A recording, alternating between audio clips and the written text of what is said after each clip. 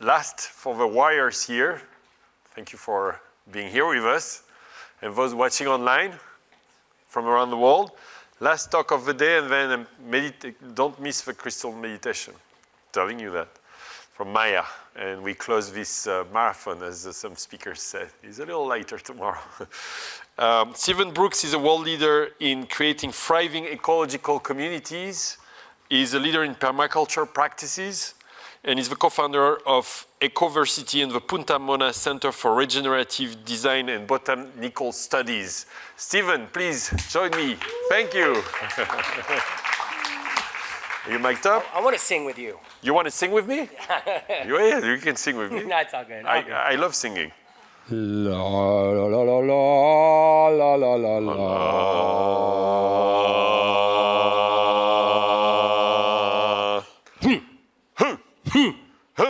Yes. Where I went, they say,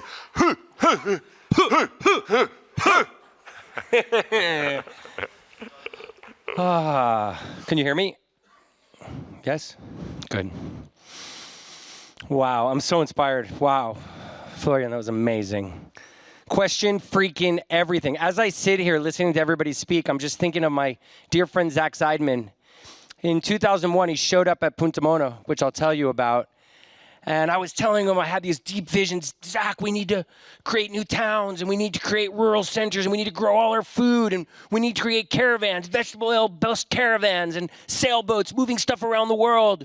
And I feel so alone. Why isn't anybody seeing this? And he looked at me and he said, Stephen, there's so many of us seeing that same movie, just different parts and in different focus. And as I listen to everybody speak today, that's resonating so much. I'm seeing, and I think we're all seeing these same things. And Web3, AI, it's all a little confusing to me. I lived right there in that little red house, which is located in Costa Rica, off the grid, meaning you need to get a boat to get there. There's no road. I'd sometimes go 6 to 8 weeks without leaving, meaning I didn't see a car. I didn't touch money.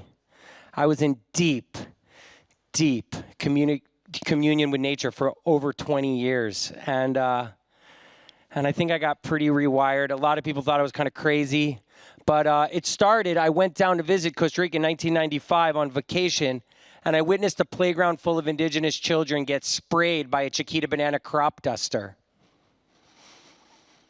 It was like, emergency brake on life. What are we doing?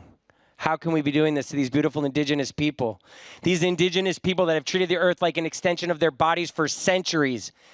And here we are spraying them with neurotoxic chemicals so we can have nice, beautiful looking bananas. The chemicals aren't even to grow the bananas. They're just so they don't get these little fungus spots called zygomatosis. This is sick. This is so broken. How can we be doing this? And how can there be no one else seeing this? So for many, many years, I would come back to the States, and I felt like I was walking amongst a world of zombies. Like, wake up, wake up. Do you realize what we're doing? Oh, no, I'm too busy with the NBA Finals. Or haven't you seen the latest Dancing with the Stars? It's just like, come on, wake up. We need to do something. And so I started bringing high school and college students down to Costa Rica, and I created kind of a journey. I kind of like Daniel says, I was trying to figure out a way to break open people's heads through an experience. And I was bringing these young kids. I used to trick their biology, and I'd bring them down through their biology classes. And then I'd show them how beautiful and magical Costa Rica was. But then I wanted to show the reality of the rainforest destruction, the reality of the indigenous cultural decimation, the reality of the industrial agricultural hell that was destroying all harmony in its path. And then I wanted to show solutions, and that's where Punta Mona came about.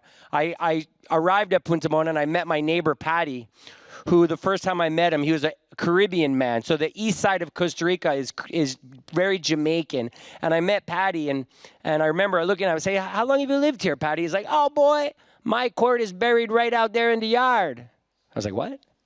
Oh, your cord is buried right out there in the yard. Yeah, boy, I was born here in 1928. I was like, wow. And he's like, yeah, everybody leave me. I live here alone. So it used to be a whole town that lived there. And he was the last one because the roads never made it there. And I got there, and I was a suburban kid from Miami, and I grew up in the suburbs. And there was a lot of great things about the suburbs. I felt safe. You know, I had friends in my neighborhood, but the thing where I had to drive 5 to 7 minutes anytime I wanted to go anywhere to buy anything just seemed so broken. And something always seemed a little bit wrong. And so in Punta Mona, I moved there, and all of a sudden I was, I wasn't, and I just want to take my hats off to the suburbs and to America and to the cities. Every time I turned my faucet, the water came on. Not once. And my parents just sold their house after 47 years. Not once did I turn on the faucet and the water didn't come out. At Punta Mona, it happened a lot. Electricity, it was very efficient. Things were very efficient. Yet something felt off. So in Punta Mona, we were radically questioning everything. Often it's not knowing about the answers. I was 21 years old, recovering from the deep sorrow of the death of Jerry Garcia. Yes, I was a deep deadhead. Wow. It was my first taste of community was in the parking lot, October 14th, 1988 of the Grateful Dead. And I knew we needed to question everything. So I didn't know the answers, but I started to ask the questions. And in Punta Mona, we started to build our houses with fallen trees. We started to grow our own food. This is another kind of shot. That's it right there, that point up there. And next thing I knew, all these people started flocking to come and stay with me. All these kind of young travelers. And next thing I knew, we'd be like 20, 30, 40 people just trying to figure it out, trying to grow food. We dug wells by hand to get our own water. We bought solar panels in 1997, which is, way long before green was a color. And the joy that started oozing from everyone's pores. Literally, I'd say somewhere between 70 and 85% of the food that we ate every day came from 200 meters from where we slept. There's deep magic going on there. Food carries way more than the nutritional facts say. And it's like the scientists love to label all the carbohydrates and the proteins and the fats, but food carries frequency and magic. And the food we were growing there in Punta Mona was real magic, and I became obsessed, absolutely obsessed with food. If you're going to put a little title under my name, if this comes out later, put ethnobotanist. Ethnobotany is the study of the relationship between humans and plants. I became absolutely obsessed with plants. Does anyone know what those are besides you, Andrea? If I had to go to a deserted island and I could only bring one seed, that's the seed I would bring. Does anybody know what it is? It's called peach palm. Peach palm is the heart of palm that you eat. Who likes heart of palm? I think it's kind of popular in the salads here in France. Amazing heart of palm. That's the fruit of the heart of palm, which is two of my favorite foods. They come from the same plant. This is like an avocado meets potato. I became so obsessed with plants and growing foods. I started traveling the world collecting seeds, nurturing them, usually like smuggling them in my pants or in all kinds of places. Yeah, I would plant these seeds in my nursery, nurture them, grow them for 5, 7, 10 years. They'd have their first fruit. Imagine this. And then feed it to all the people there, like in a ceremony. It was so profound. Plants, all of a sudden, I was just deeply, deeply listening to the symphony and the song of the plants. And just a quick story about that song. I remember my dear friend Wade Davis. People are familiar with Wade Davis. He was the greatest student of the father of ethnobotany, who was Richard Evans Schultes. And I remember he told me about this story that he was in Lima, Peru at this conference, and it was about ayahuasca. And there were shamans from Brazil and from Peru and from Ecuador, and they brought all these different varieties of ayahuasca, the Banisteriopsis caapi, the vine.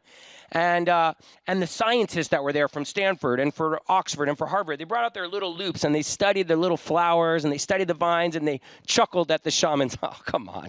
These are the exact same variety. What are you talking about? And the shaman looked back and, are you not listening to the way they sing? The shaman chuckled back. This symphony of plants is real, and a few people today have spoken about it, and it's so profound, and it's so beautiful. And as we get so into our computer games, and we get so into our Instagram, and we forget to listen to this song, and the song is so beautiful, and it's so healing. And I just cordially invite you all to put your phone down, cancel your Amazon Prime, and get back into nature, and listen to the plants. Yes. We also started just interacting with the indigenous people in our area and just trying to figure out new ways to build. And it was so interesting being this bridge between the local indigenous people in our area and then these like young students that were coming from all over the world just to kind of learn. And there I was in the middle, just trying to help with that interaction. And the people just kept coming, and the joy just kept spreading, and Punta Mona was growing. And then I had this incredible student that at the end of the permaculture course, she looked at me, she's like, Stephen, this is amazing what you're doing, but you need to reach them, everyone, the whole world needs to take a permaculture course. You really need to take this online. So yeah, we started Ecoversity, and as Tim said, Tim was in my class, and I didn't even know who he was. Somebody said, hey, I heard Tim Chang is in your permaculture course. I'm like, Tim Chang, who's that? He's like, Google him. And I did, and we became very, very, very good friends. And so we're really just trying to figure out, this is wisdom that the masses needs. And so now we have a whole array of courses coming out. We just launched a herbal certification with some of the finest herbalists on earth. And we have people from 41 countries in our course right now, 720 students. It's really, really exciting. Now, this whole time, I knew it was great what we were doing and the plants and the education, but I knew that we needed to do more. I wanted to have children. My parents were getting older. It was getting harder for them to come visit me in Punta Mona. So I was like, we got to start a community. We got to start a town. Like, what does that look like? First, we had to create a criteria. Like, if you want to create a village or an eco-village or a community, start with your criteria. So first, I knew I wanted to be in Costa Rica. I love it there. No army, so peaceful, so beautiful, great climate, easy access back to Miami where my family is. And then I knew that I wanted to be somewhere between 400 and 800 meters above sea level. Climate for living, climate for growing food. The more concise you are with your criteria, the better chance you will find what you are seeking. And that is in all things in life. Then I knew that I wanted to be on a crystal clear river that I can lay naked on big hot boulders until I got all hot and crispy and couldn't take it anymore. And then I can roll into a crystal clear pool and drink the water. Raise your hand if that sounds good. Let's put it in our criteria. This is our dream, and it's up to us. So I did that. And then last but not least in my criteria, I knew that I wanted to find land that had already been completely degraded. And a lot of gringos come down to Costa Rica and they fall in love with some waterfall or some beautiful rainforest. Oh, let's buy this land and move here. What are you going to clear all the rainforest? So this what we founded in 2006 was La Ecovilla. It's 45 minutes from San Jose. It's on a crystal clear river. And now we're 45 families from 22 countries that live there. And the families started their own school called Casa Sula. Hello. Oh, wrong button. And yeah, we just started growing food. Instead of having big golf courses or tennis courts, we just started growing food all along the roads and huge communal gardens. So part of our HOA dues, every Saturday, we go to the garden and we pick up big baskets of food. Our roads are made from recycled plastic. Our septic goes into one of the largest methane digesters in Central America, which turns our shit into methane gas. Pretty cool. And this is Casa Sula, the school, which Casa Sula is a unlearning philosophy, and it's totally thriving. And now the parents, we started a few neighboring communities. They've just started a second school, which is called the Journey School, and that is a project learning school. At the same time, my 2007 Burning Man camp was, who was at Burning Man in 2007? Yeah, it was a rough year. It was kind of like this year. It was rough. And I just remember our big parachute was blowing away, and there I was in Reno in the storage unit. What the fuck are we doing? We're going to keep doing this? So I convinced my Burning Man camp to drive all of our stuff down to Costa Rica. We bought the property up the street from Ecovilla. And then this was the second community that we started, and this is called Tacotal Colectiva. And then in 2018, I knew we wanted to keep growing. And we purchased 70 hectares, 170 acres in between those two properties. And now we just sold out to 145 families from 36 countries. We're currently 225 families from over 40 countries in a valley. They just, I've a level of success. They just opened a health food store in our town, which is in the middle of nowhere. Pretty amazing. And it's what's so amazing is dreaming and visioning and coming up with ideas and then executing. I was like, yeah, let's create a big mandala garden with a big dome in the center and a Fibonacci spiral tail, and then bang, there it is. We did it. And let's build a big yoga deck overlooking the garden, and let's grow a shitload of food, and let's grow all these crazy. How can we merge where we live with what we eat? Duh. So when we start our permaculture courses, like the first day, I just remind everyone of my favorite 3-letter word. It starts with a D and ends with an H. Let's all say it together. 1, 2, 3. So simple. Like, why would we not want to live where our food is coming from? So yeah, there's our yoga deck overlooking our big garden. And then all of a sudden, you know, it's like it's one thing to have a vision and to say, oh yeah, we sold 145 lots, but then bang, you know, the design and the vision. Our fire pit, yeah, let's make a cool flower of life, you know, sacred geometry fire pit. Bang, we did it. And then there are the people. The people started coming. And joy, just like real joy. And the people didn't only start coming, but they were like all loving each other. And it was like, who are our neighbors and why? And then the whole relationship with our investors, like what kind of return are we getting? It's like, what's our ROI? How can we just change it to ROE? Like, what's this return on this energy that we invested? How much are all those smiles worth? How many lives have we improved? My neighbor, Patty, another thing he used to say to me was, you know, he'd see me running around working really hard, and he would say, boy, you can't carry any of that with you to the burying ground, boy. Just keep making people's lives better. And so I knew I wanted to keep doing this. I wanted to keep, you know, breaking open people's heads through experiences. And so we started this festival, you know, based on Burning Man in Costa Rica. It's called the Envision Festival. Last year was our 11th year, and we had over 10,000 people. And it's truly breaking open people's minds. It's been totally like, you know, how crazy can you dream and imagine? And let's do it. And let's keep breaking open people's minds. And now you might be thinking, okay, now what? You know, you've done all these things. Now what are you going to do? How can we merge all of this together? The education, the agriculture, the reforestation, the conservation, the fun. We need to incorporate fun into our designs. We need to have a lot of fun, and it is in the very design of our communities. So with my sweet love, Andrea Velen, we just founded Eterna. And this is an ecosystem for the global redesign. And this is incorporating all of these things that we're doing at scale. And yeah, so we want to do this at scale, and we want to make this model replicable. We want to start creating this all over the world. And one of the things that we're doing really different that Andrea has really brought to me, she said to me one day, Stephen, do you know that less than 10% of the land on Earth is owned by women? I was like, ooh, I know. Let's just take that in for a second. I was like, no, I didn't know that. And she's like, let's make sure that at least or more than 50% of all the land we sell is in women's name. And let's have at least 50% of the leadership be women. And let's have more than 50% of the leadership be from Costa Rica and Central America. And I said, okay, honey. Yes, ma'am.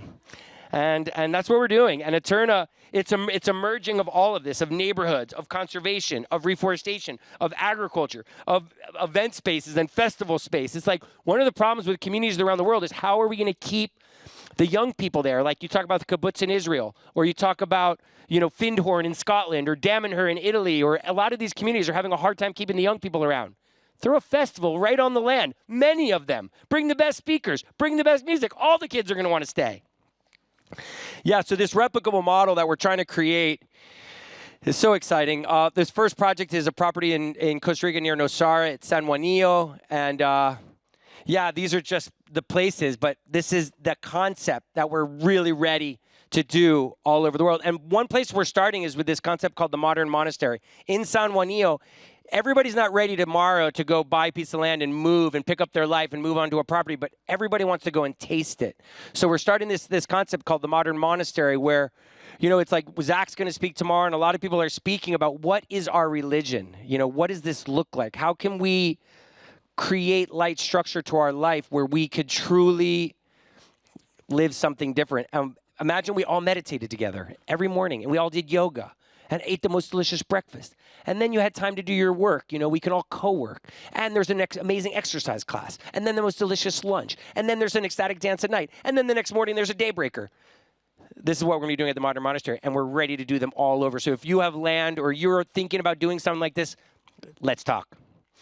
Last but not least, we're creating a television show, and I was amazed by what I saw this morning, and I'm so excited to talk to those guys about what they're doing. But we're working on a TV show called The World Makeover, and it's a docuseries for the global redesign. And what we're doing is we're ready to do this at scale. I was on a TV show on Netflix called Down to Earth with Zac Efron. Did anybody see it? Anybody hear about that? Yeah, I never even heard of Zac Efron when they called me. But that TV show was the #1 show on Netflix for 11 days internationally. It came out July 11th, 2020, right in the heart of COVID. And it's amazing how many people they reach. We need a global freaking revolution. And I think Netflix is a great way to spread it. So with World Makeover, we're like literally meeting some of the greatest minds in the world while visiting the most incredible communities around the world. What can we learn from them? You know, what's working, what's not working, and what can we now bring to Eterna? All I could think about, oh, last but not least, I want to just tie in AI. I was thinking, this conference about AI, what can I possibly say about it?